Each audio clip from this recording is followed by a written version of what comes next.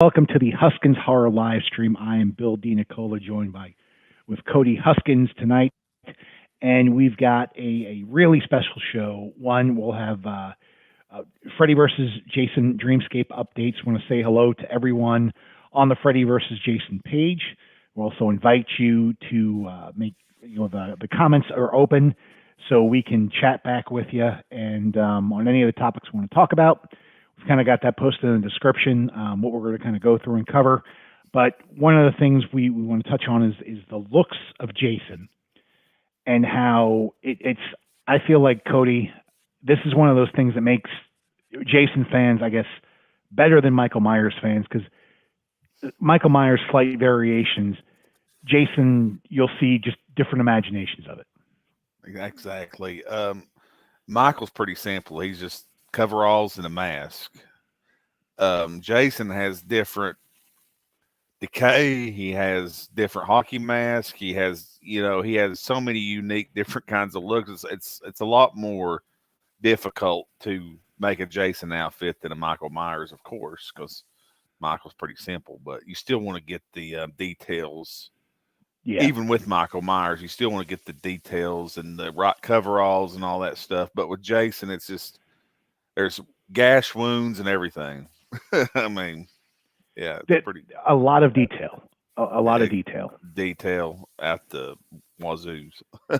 And it's funny. The only time I can recall after the new trilogy of Michael Myers getting like a head wound that you might alter the mask a little bit, he got decapitated, so it was a clean cut. And then if you go back to the movies, it wasn't him; it was someone else. Yeah, and he escaped. But yeah, so the power of the look, and then we're going to transition to the Fangoria Awards, and Oscars are also coming up on Sunday, the 12th. Oh, I did math. But the power of the look, Cody. We are here talking today because about 2 years and some change after us chatting on Facebook, we met in person at the Mad Monster contest, and I told you, man, I've been looking for a Jason to make movies with for a long time, and I think you're the best looking Jason. Well, I appreciate that. That was then. I got to know you, and I met other Jasons. No, well, but that was the power of the look, and one of the things that I am I'm good to debate with anyone on anything they want to kind of discuss, as long as it's a discussion of it. But I also like winning a lot. And I have had a very nice time in saying how you are the owner in 2023 of the best looking Part 7 Jason in existence. Well, this good looking guy right here. You cannot beat that. And I know fanboy and all that stuff aside, I'm sorry, I've seen it in person. We're going to see it in the short we made with Donna at Mad Monster about a year ago. There it is, boom, on cue, perfect. That it's Kane walked off the movie set and there. And I know it's a great looking Jason because Kane Hodder has said it's a great looking Jason. Yeah. And not only did he say the look is great, you get the look down, but Kane said the thing that he appreciates and likes the most about you is you have the movements down. Yeah. If you remember, Bill, we was all sitting there at the bar, we was eating and drinking and stuff like that. Kane said, it's not necessarily his look that impresses me, it's how he moves. That he said, that's what catches my attention. And for somebody that played the character, that really meant a lot to me. Especially, he's my favorite Jason anyway. And, it's one of those things where I don't want to be like I'm fanboying him or mocking him or anything. It just feels so natural when I'm in that outfit. And I'm not necessarily like mocking him and imitating it. That's how I really naturally move in real life. I just seen some footage where I did some like dialogue and fighting and stuff like that actually last night that I've not seen before. And I move like Jason, and I don't even really mean to. Does that make any sense? It's just like it's my natural movement. and I don't want people to think that I'm just completely just like imitating them or anything. It's just me and Kane walk similar. We move similar. It's just weird. It's just it's almost kind of I'm like his long lost son or something. I mean,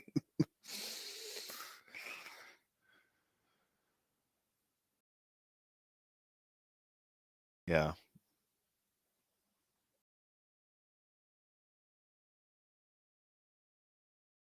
My favorite Jason of all is Part 7.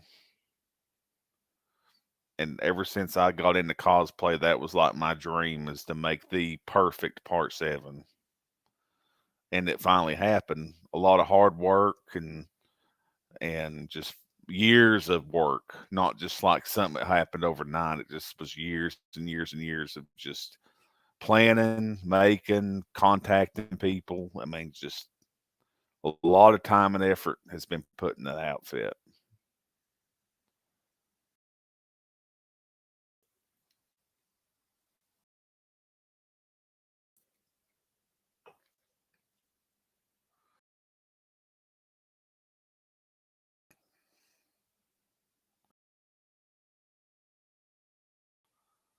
A lot of blood, sweat, and tears.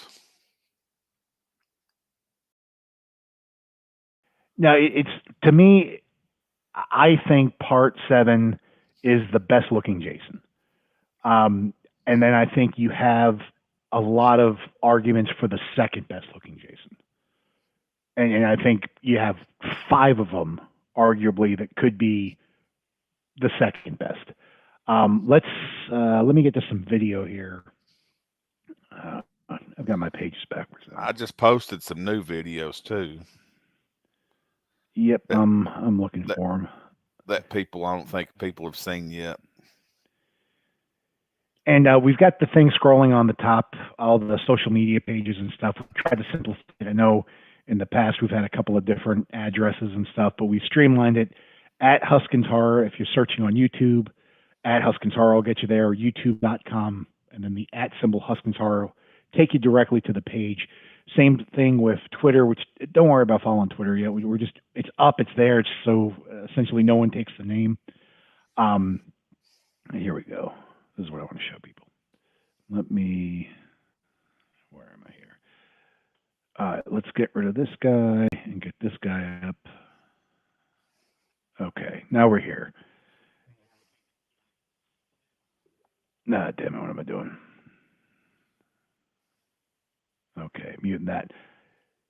Yeah, we're trying to do a job on monitoring everything, and I just hadn't muted things yet. So sorry about that, guys. But yeah, this is a new batch. This is what, 2 nights ago? Last night, actually. Oh yeah, geez, man, today was a long ass day. Finding different ways to incorporate stuff around your house. Where's I think I'm in. Here we go. This might have sound on it too. Yeah, this is all shot here at my house. Nice. I have like woods in the background. Yeah, let's jam out.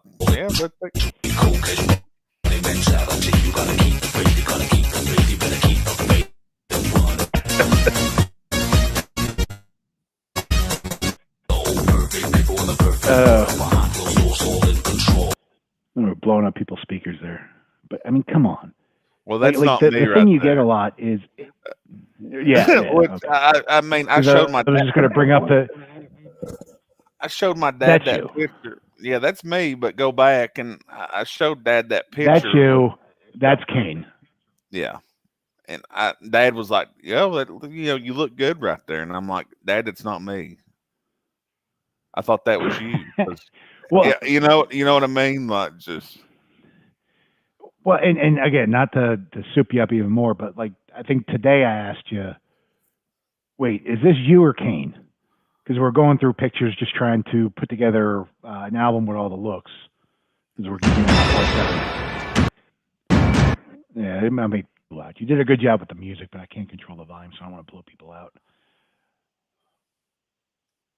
Okay, that's and you're putting it on TikTok first, but that's part 7 again. Have one that you like more, please. We're all ears. My my thought is part 7's the best, and then you can't really pick who's the better, who's the second best. Because one of the things, why is it doing that?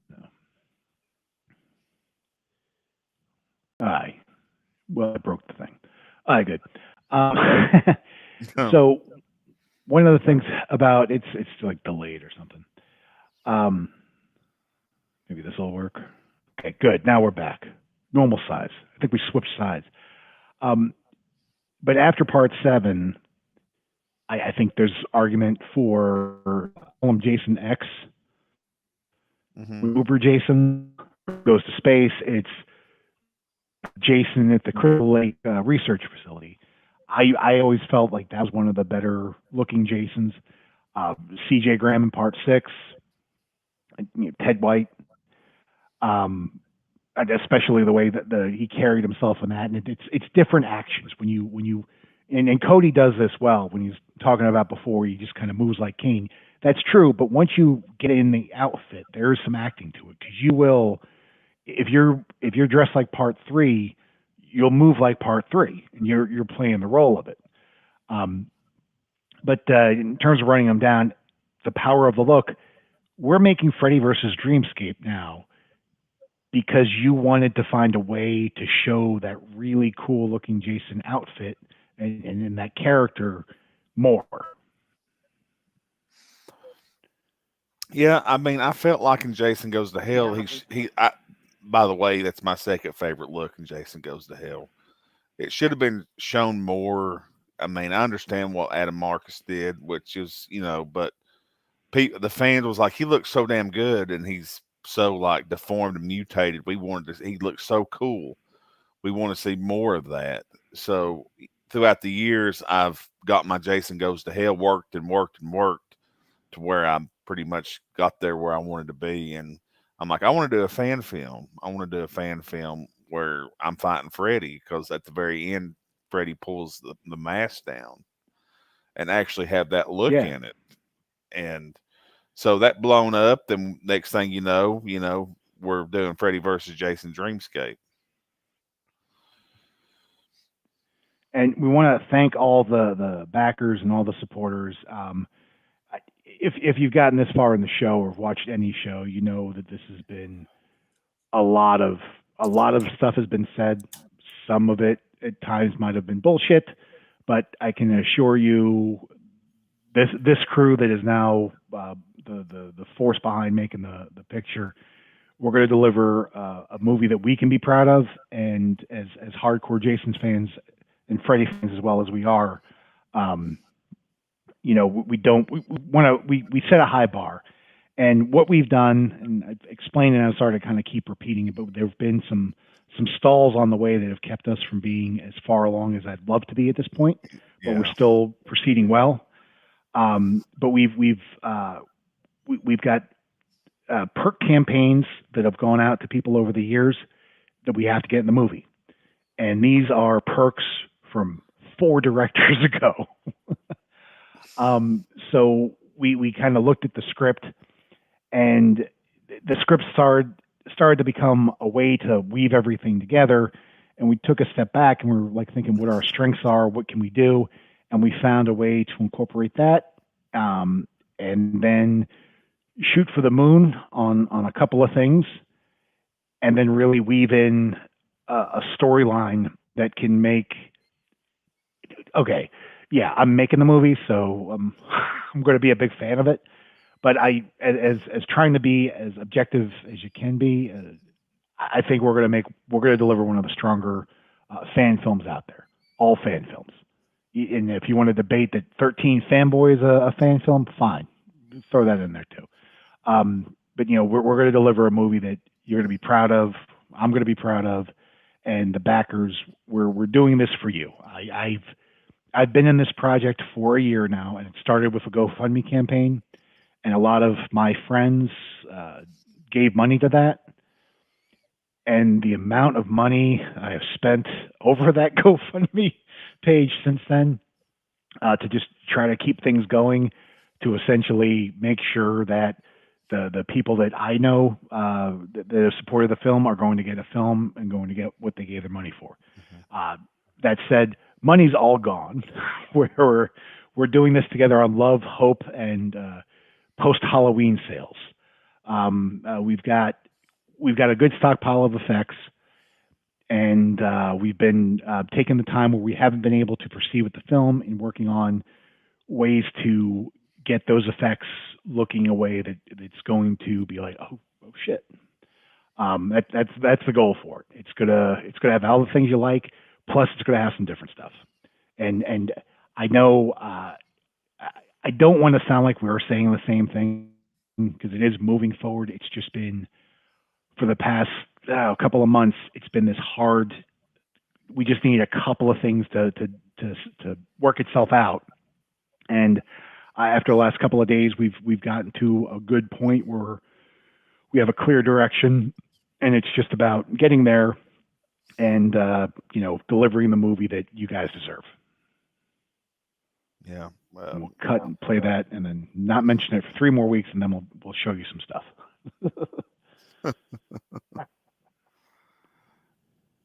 But yeah, I'm really excited. We never left, and it's just going to be, especially with the ideas we've come up with, nobody's done this, and I think the fans are going to love it. Yeah, and one of the things you were talking about, how like people panned on Part 9. Jason's going to be in this movie. When Jason's in the movie, Jason's in the movie. You're going to see Jason. Exactly.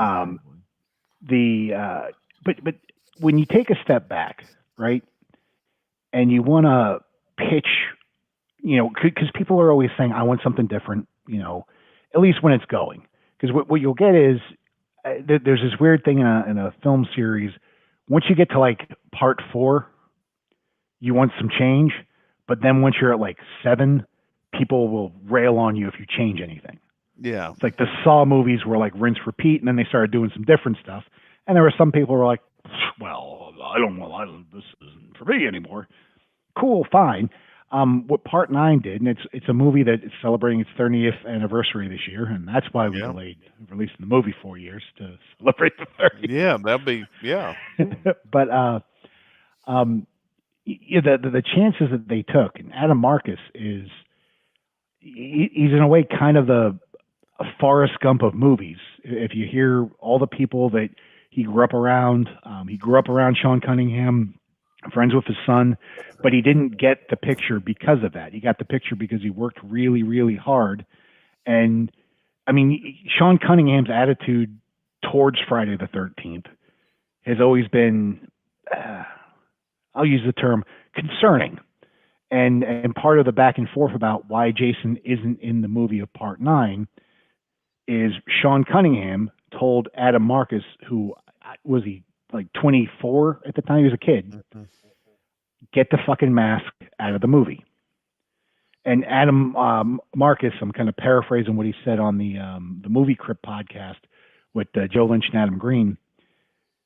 Who do you believe in this story? You have Sean Cunningham that's made movie over movie over movie, who's blamed Adam Marcus for Jason not being in the movie as much. And Adam Marcus saying, Sean Cunningham told me to do this. Mm-hmm. Either Sean Cunningham didn't tell me to do this, and my young ass went on this wild tangent on my own, and at no point did Sean Cunningham stop me from going there, or Sean Cunningham was okay with this. So there's been back and forth on that, but when you look at the movie, I know it's one of those that it tends to be a bottom rung of all of them because it deviates from the core, what everyone likes. But man, it's different. It's got some stuff into it. The effects are great. The only knock is, if you would have taken the parts where Jason wasn't Jason, you made the first act of the movie before he gets blown up a little bit longer or something, and then you make the second act of the movie a little bit, or the third act of the movie a little bit longer, the middle act with the body snatching, you shorten that up a bit. I think, whatever Rotten Tomatoes in a test of time, that movie goes up a bunch. Yeah. But, it was its own. It stands on its own, and it's definitely, when you're watching Jason Goes to Hell, you're watching Jason Goes to Hell. Yeah, you just said it the best. If they would have been like added more Kane Hodder Jason, it'd have been more of a success. I mean, or just have him, like, for some reason there's a lot of mirrors in the movie, so Jason pops up and he pops up every time. Yeah, in the middle. Yeah, with the mirrors, but you just put way more mirrors in the movie. Yeah. It's like, oh, where should we run for safety? Out of the Hall of Mirrors. Oh, that worked out perfectly. But Adam Marcus, he put a lot of great elements into this film that we found in making the sequel that you can really do a lot of stuff with, because he wrote the idea he had was for a trilogy, and we kind of want to help get to that spot. And I think we're going to make a picture that everyone's going to enjoy. I don't want to harp on it. We're harping on it too much, Yeah. but yeah, it was one of those. I got back on as the one of the admins on the Freddy versus Jason Dreamscape page, and I saw like 3 comments. Where's the movie? And I was like, yeah, you're right. So I was just, you know what? I'm just going to be honest with you, say everything out there. And if you have more questions or anything, there's stuff, if you're a backer, we owe it to you, hit me up and we can chat. It's all about delivering the film and hoping that you enjoy us and you stick with us and you see where we can take this crazy train. So in terms of rankings, Cody, you have 7-1 and 9-2. Yeah, Jason Goes to Hell second. Okay. I would go 7-1. We don't even say 7-1. And also, I'd say your 7-1. But yeah, then I'm Jason X, the pre-Uber Jason. And it's one of those, it's hard because I love part 6 so much. Just that's one of my favorite movies. It's my favorite movie in the franchise. It's hard to pull back like how great CJ was in that one. And because he did so well, if John Carl Buechler didn't definitely want Kane because of what Kane did in a movie he worked with before with Buechler, then CJ might have been Kane. Like CJ might have just shown up, put on the hockey mask, had a good time, going through all the stuff, doing all those things. And, he was one of those, like, why not return it? He had, CJ's lived a life of a secret agent. He's got some stories. And he also played Jason. Like that might not even be the most interesting story he has. Yeah. But then Kane got it. Kane did great on it. And, Kane wrote it out. I think one of the knocks that the purists have of the original, the first 4, pre-zombie Jason, is movie-wise, a lot of people hate Jason Takes Manhattan. I don't mind because it's Kane Hodder killing people in creative ways. Yeah, I wish they were in Manhattan more, but that was a budget thing. But it's not. It's one you can argue is on the lower rung of overall movies. And then part 9 also because it deviated from the core. It's also overall people probably put that on the bottom rung. And that's always been the argument when you talk about the best Jason. Kane's played it 4 times, and all of his performances were fantastic. But the movies were not all 4 of his movies were not on the level of some of the earlier films. Even though pound for pound, Jason X is an enjoyable movie. I enjoyed paying full price, driving to go see that movie. I was stoked about it. And it was like pizza. Even if it's, even if it's bad, it's still good. And I loved all the Kane ones.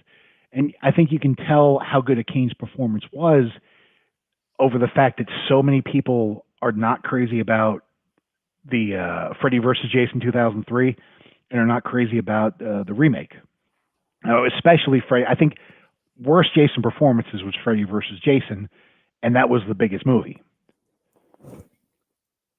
So, like, if you argue the best Jason, well, Ken Kersinger, his movie made the most money. And he didn't. I mean, he's Frankenstein with a hockey mask and hobo clothes. I mean, which just, that was the thing that the director said he didn't want Kane because Kane was too stiff. No, I think it's the other way around. Well, no, that's what it came to play. But the bullshit answer Kane got from the director was the director wanted someone who could move a little better, and Kane, moved stiff. And then they hired, the worst. Ken Kurtzinger had the upper hand of being with height. I think Ken Kurtzinger's like 6'8" or 6'7" or something. Like Kane's my height at like 6'2", 6'3". And one of the things that played into that with Ken Kersinger getting the Freddy versus Jason role was Ken Kersinger had played Jason on film before because Kane had him play Jason on film before because in Part 8, Kane was a stunt coordinator, and the scene where Jason gets hit by the car, that was Ken Kersinger getting hit by the car because, you're the stunt coordinator. You can't have your main actor break a leg on some by the way car scene that you could put someone in the suit and pull it off fine.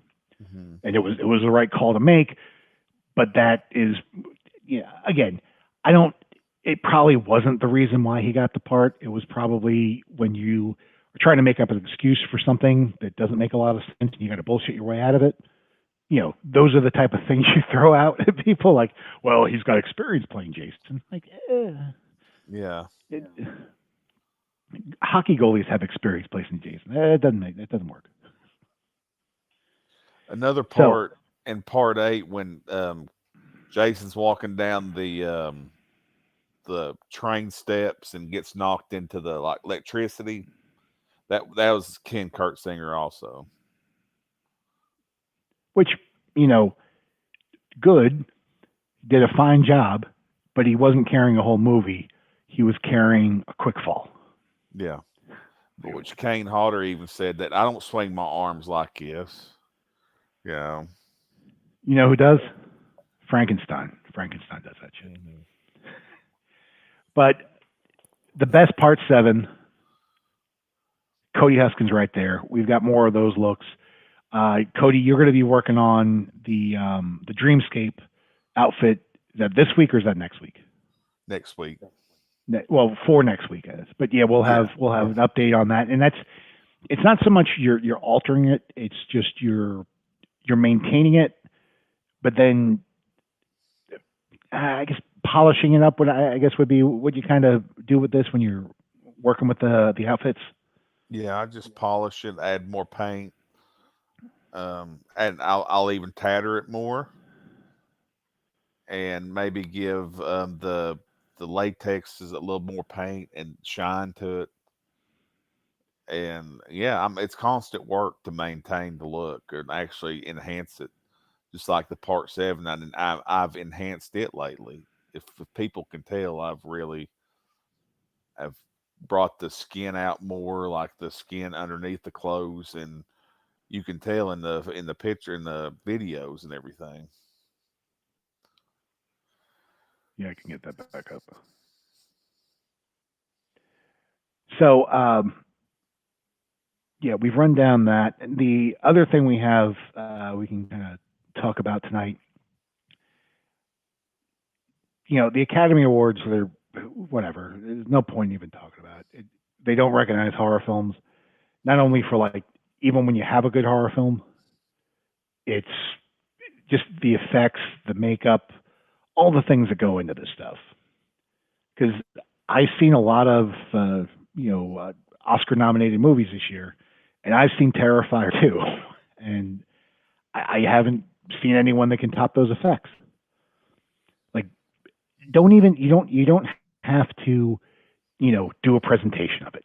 You don't have to present it at the Oscars. It could be one of those awards you give out earlier in the day. best advancement in practical effects, that should never go away. It's a craft that should always be there. It should be recognized. But I mean, look, can you remember the last time you saw the movie of the year, the Oscar of the year, the film of the year, and you were like, "Oh man, yeah, that was fantastic."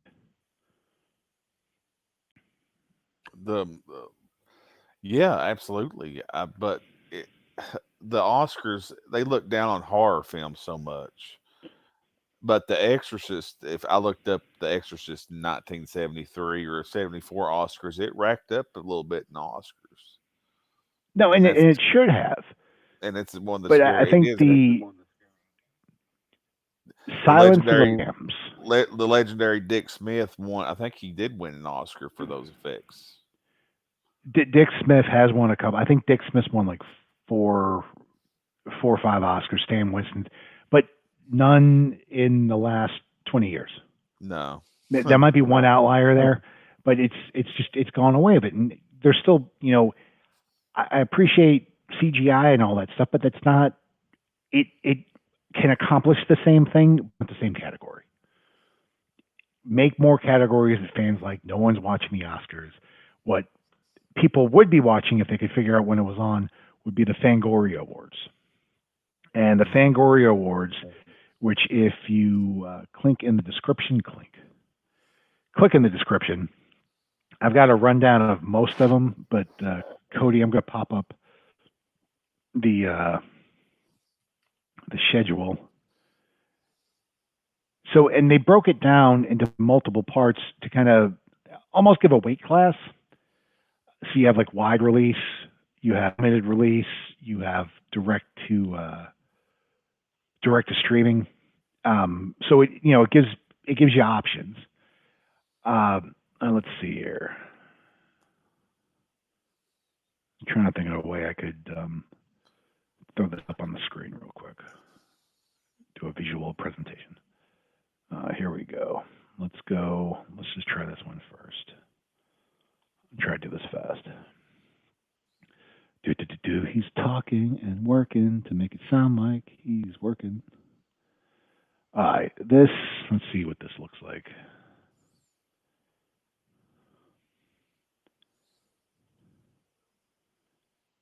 Okay, that isn't the best. So best wide release movie: Barbarian, The Black Phone, Nope, Pearl, and X. Now, I will level with you. I have not seen any of that trilogy with Pearl or X or the other movie I can't think of at the moment. I've seen some of the scenes, and I think the girl in Pearl it's hard to find a better performance in horror last year than her. But these are the wide release movies. I'm going to say I like Barbarian more than Nope. Black Phone was solid, but I think Barbarian, I saw things I hadn't really seen before, and it got me in the good ways you want a horror movie to get. So I would say of those, Barbarian. For me, Bill's pick, Barbarian. For me, honestly, man, can I be honest? I've watched some of Barbarian. I didn't really care much for it. The Black Phone, I've seen pieces. I'm just gonna be honest. I'm not really watched much of these. Yeah, I'm an old school guy. Well, no, you are. I think a lot of people. You're a rewatcher. Oh yeah, you'll just watch. Yeah, and I'll be honest with you. I've watched more new horror movies so that we could talk about relevant new things on this thing. Yeah, I've been forcing myself to I should really. If we're gonna do Fangoria, I really need to go back and look at. I watched Scream some of Barbarian, and Barbarian had some potential. What I seen, Bill Skarsgård, is that how you pronounce his name? Skarsgård. Yeah, he's in it. He's a great actor. He is. The thing with Barbarian, though, did you see bits and pieces of it, or was it one of those things you were watching and then something else happened and caught your attention, and you just went and kind of did something else while watching it, or did you watch like the first X amount of minutes of it and then didn't catch the ending. It didn't, because all the hype for it was just like, oh, it didn't meet my expectations. I had another kind of vision for it that I was hoping it was going to go the direction I was hoping it was going to go, but it didn't go that way. It went another one. And I was like, and the direction it went lost my interest, and I just turned it off.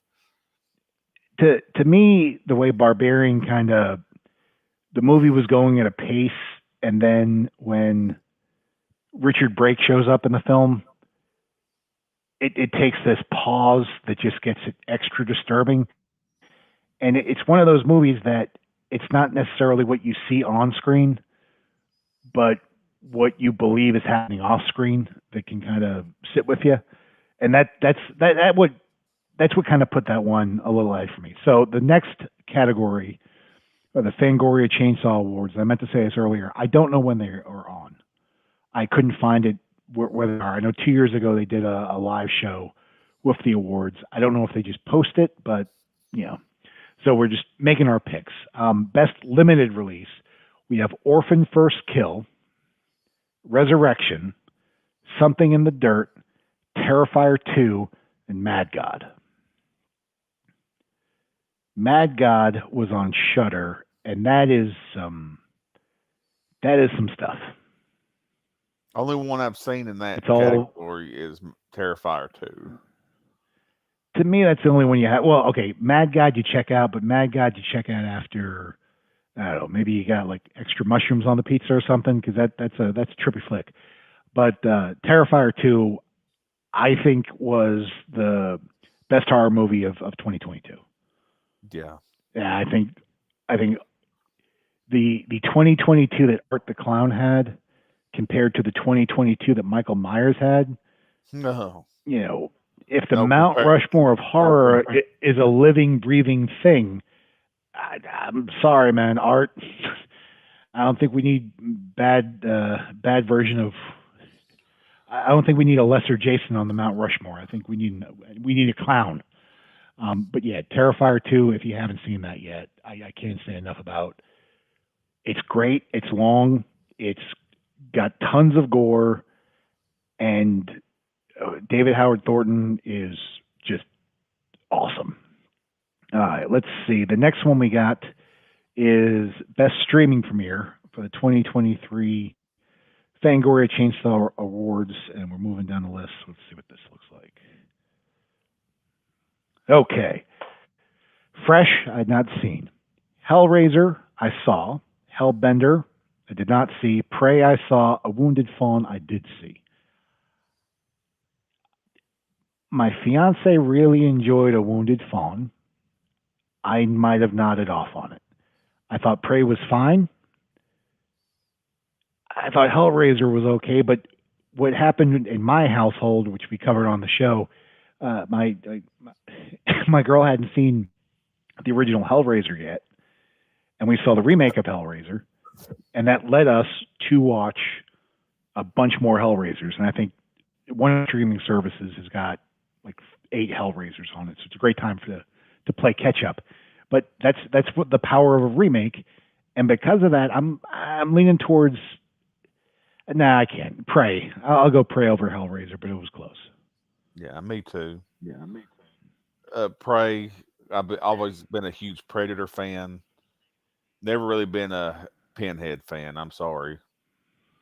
And the Hellraiser movies, they're just too out there. Just too much. Clive Barker is just one of them filmmakers that just never appealed to me. Don't get me wrong, he does good stuff. But to me, I've just always been either more of a John Carpenter or Wes Craven guy than Clive Barker.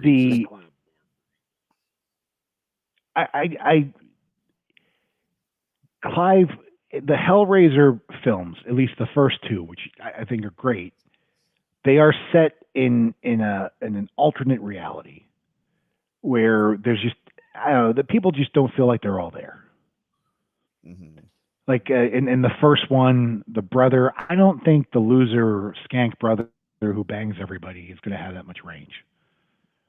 and also, but just feeling so bad for the husband in Hellraiser, especially when the one scene where the nail that sets the tone for the series when that nail goes into his hand and just rips the skin off like that. You see it all up close.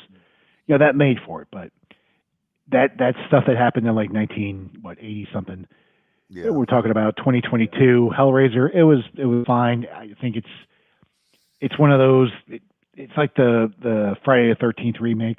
It was a movie. Cool. All right. Next, and I'm pretty much doing this just for one movie. That of all the things I saw, this was one of the better things. But this is best first feature. We've got Blood Relatives, Deadstream, which is on Shudder, The Sadness, Watcher, and We're All Going to the World's Fair. If you hadn't seen The Sadness, and if you want a movie that if Terrifier 2 was like, oh man, that's too much, don't watch The Sadness. I think The Sadness is one of the better. I think The Sadness makes The Last Train to Busan an action movie, and The Sadness is a zombie horror movie, and it is a messed up show. They really go hard there, but as good as The Train to Busan was, that feels more like an action movie after you watch The Sadness. Have you seen The Sadness yet, Cody? I've seen, I think, the trailer and like a clip or two, but it does look really good. Is it on any kind of streaming or anything? Or Let me give that a Google because that'd be good information to pass along. I'm like, oh my god, let's go see this movie. Okay, well, I'll do the work of 10 keys. Sadness. Yeah, okay. That I was pretty sure I did see it last year. It did come out in 2021, but whatever. Fangoria can do what it wants.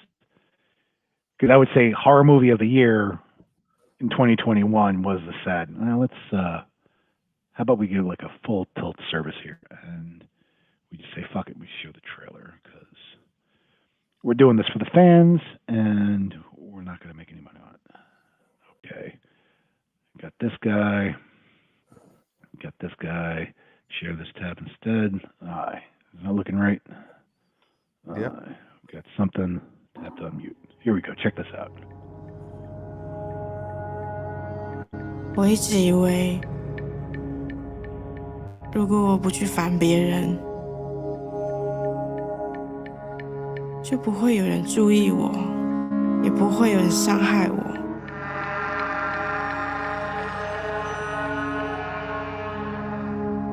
直到今天我才知道，不是这样的。Okay. The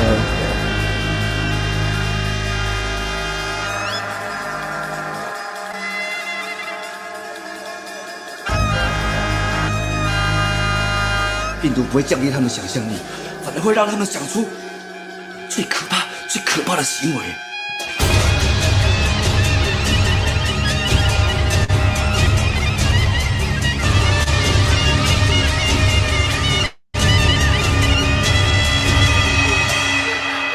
我找到你了。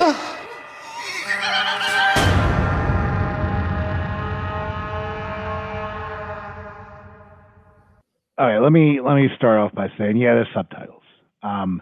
But to be honest, thinking back on it, I can't remember if there's an English sub version or not. I just do know that once the movie gets going, you don't need to worry about the subtitles much. yeah, And yeah, it's one of those. I think that trailer is one of, having seen the movie, they're not showing a lot of stuff they probably should be showing, but I kind of understand why they wouldn't, or be able to show that in a trailer that would, could be clicked on by 10-year-olds. All right, so this next one is going to be way too many people. Let me figure a better way to do this. Okay, I think I got this. Some TV bullshit right here. Because this next line was going to be too long, so what we'll do is do it like this. Okay, we're highlighting this part right here. Make big, make too big, No, okay. Now it's gotten out of control, Cody. Here we go. Best lead performance. You've got they don't do it by actress or actor. They just do lead and supporting. So you have 10 people in here. Anna Diop from The Nanny, Isabella Furman from Orphan First Kill. That's a cool one. Mia Goth from Pearl. She was really good from what I've seen. I have not seen Resurrection. It's Rebecca Hall. Daniel Kaluuya from Nope, who was of course from Get Out. Amber Midthunder in Prey. She was really good for, and it was her and the Predator. It was like half of that movie was just a duel. She carried it well. Yeah, she did. Micaiah Monroe, not sure of her. Keke Palmer was really solid in Nope. Josh Rubin in A Wounded Fawn was really good. But it's one of those slow burn pictures. I know you love the slow burns, Cody. Oh yeah, let me tell you. But it's hard to. I'd go. I mean, because I haven't seen the full Pearl, I've just seen the excerpts of Mia Goth. Because I've just seen it, I thought Amber Midthunder was fine. But I think once I see Pearl, I'm probably going to go Mia Goth on that list. It's one of those, I don't really care about most of those people. But then the supporting list, oh, look, there we are. The supporting cast, you got Jamie Clayton from Hellraiser, Ethan Hawke Black Phone, he was good. Justin Long, he was very annoying, and he played a very complicated character well. Madeline McGraw, Jenna Ortega, the opening scene from Scream, the way she's going at it with the killer, the way she's screaming, the way she's taking all those shots, the panic when she's getting pulled back, that was fantastic. I think that if you just watch I know the new Scream comes out tomorrow, or on Friday, but go back and watch. I think it's on Peacock or Paramount or something. But Jenna Ortega, just the first 5 minutes of Scream is fantastic. Rachel Setton, Bodies. So Mark Rylance and all. Brittany Snow X, heard good things about that. Kristen Stewart, it was nothing there. I saw Crimes of the Future, but that was also one of those that I tried to and then kind of fell asleep. And then Stephen Yeun from Nope, I thought he was fine, but I'm sorry, where's David Howard Thornton? There's 20 people I just mentioned, and David Howard Thornton isn't one of them. So my best supporting and lead performance for 2022, Art the Clown, Terrifier 2. I can't say enough about it. Me too. We're on the same page. Look, the Huskins Horror Award goes to Art the Clown. Yep, sure does. We got a couple more things here. One of the things we talked about was, and this isn't just a cue to tell the Chuck Norris story, because you already told that today. But we have link between Buffy the Vampire Slayer and Chuck Norris. Cody, you want to take a gander what that link is? A link between Buffy the Vampire Slayer and Chuck Norris. I have no idea. A strong link. A bond that will never be broken.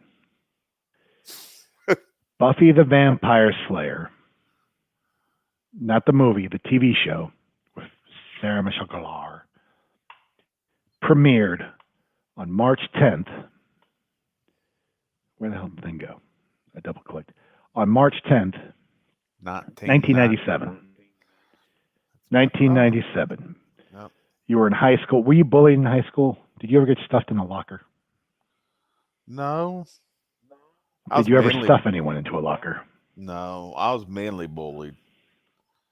Never was really physically bullied, but I was mentally. But that's another story.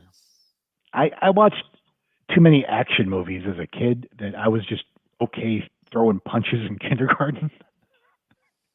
And once you do that, people stop bothering you. March 10th, 1997, Buffy the Vampire Slayer. March 10th, 1940, Chuck motherfucking Norris. Born.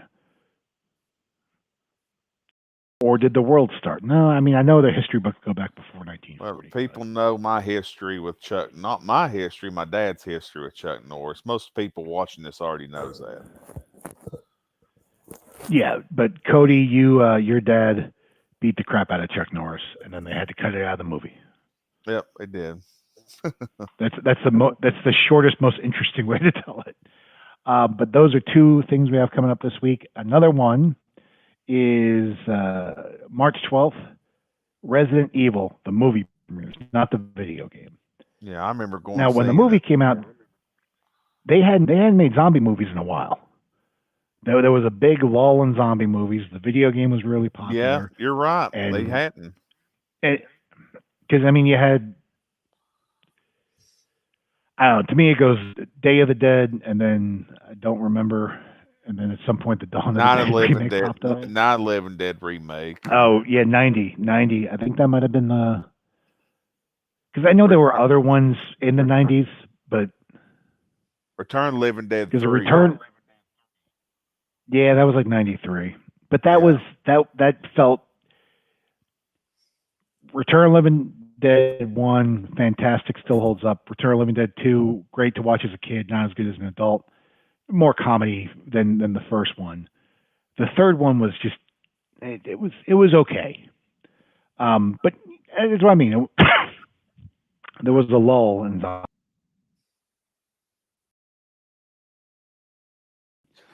But then when you had the Resident Evil come out, one of the things it made bank, and that started things back up. There is a script of Resident Evil that George Romero wrote. I have a copy somewhere. Oh, wow. And it's cool. And if you're going to do a reboot, it's an easy way to just, let's do it this way. Because George Romero is writing it. And the way it's kind of in there is, it's a video game, huh? That's nice.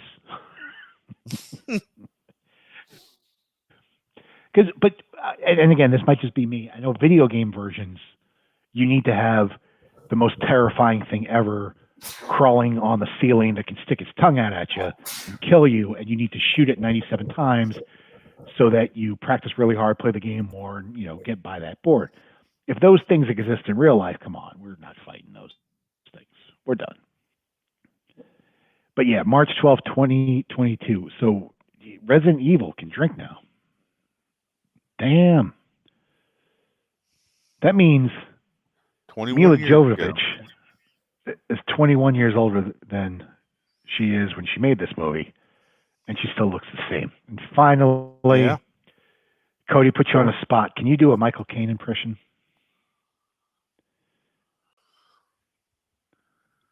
I don't think I can.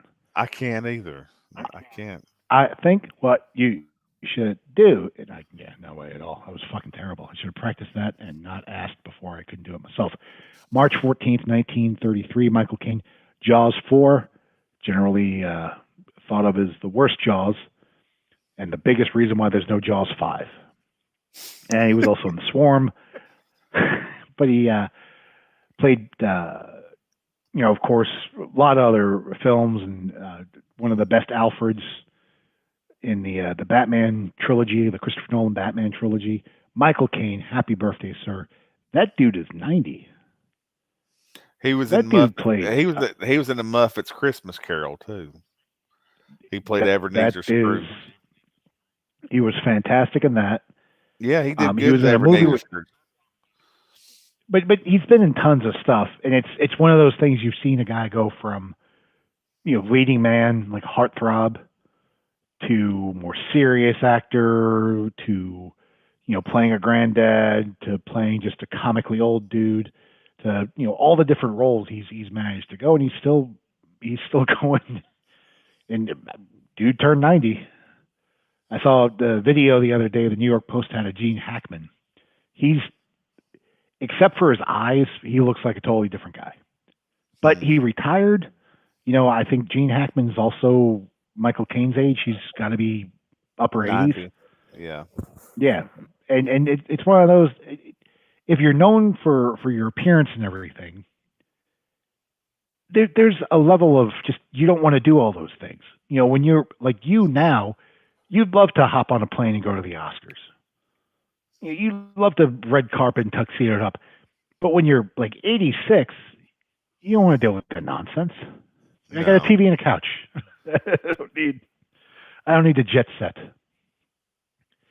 Well, we appreciate everyone for tuning in today. Let me get the Michael Caine off. This has been us bullshitting about a couple of things, but namely, Cody Huskins is the best Part 7 Jason around. Well, I appreciate that. And I want to thank everybody that has messaged me and said that I was really great at my Part 7. And when you got people from Europe that's messaging you saying, hey, you're the best Part 7 I've ever seen, that's a huge honor because you're touching people overseas, and I've also people from India and Russia and places like that have messaged me, praising me for my Part 7, and not just Part 7, other Jason looks, and it's a huge honor. And thanks, I want to thank everybody for that, and the people. If y'all are watching, thank you so much for the support and love. Well, I mean, just the work you put into it, man, and you're always humble about it. That's nice. So it's hard for me to blow you up as much as I'd like to blow you up, but I just restated. I will say my full name as I say this: me, Bill Anthony DiNicola. Cody Huskins is the best Part 7 Jason. And if you think otherwise, you're just wrong. All right, that's about to wrap it up for us. So next week we'll have some looks at the part 9. Call it Part 9, even though you shouldn't. And it's not even Part 9. Technically, it's Jason Part Goes to Hell. 13. Well, it's Freddy versus Jason. The look is what we're gonna see.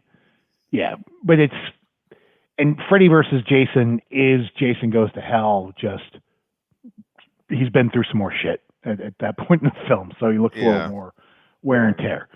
Yeah. But yeah, that's what we'll have for you next week. Please follow us on the socials. If you have any questions or anything you want to ask about, post it. We'll answer it. We'll be upfront, honest, and all those good things. Cody and Caine. There we Woodford are. Reserve. Woodford Reserve. If you're drinking Caine Hotters at a bar, order him a nice tall glass of Woodford Reserve.